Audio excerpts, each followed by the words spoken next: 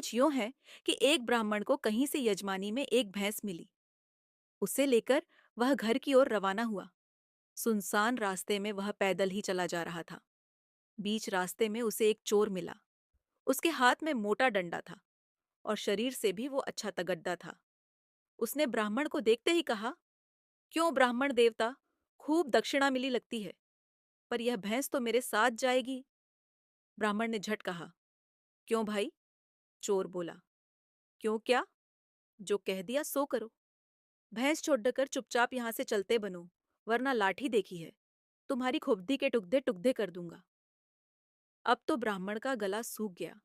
हालांकि शारीरिक बल में वह चोर से कम नहीं था, पर खाली हाथ वह करे भी तो क्या करे। विपरीत समय में बुद्धिबल काम आया। ब्राह्मण बोला, ठीक है भाई, भैंस भले ही ले लो, पर ब्राह्मण की चीज यूं छीन लेने से तुम्हें पाप लगेगा। बदले में कुछ देकर भैंस लेते तो पाप से बच जाते। चोर बोला, यहां मेरे पास देने को धरा क्या है?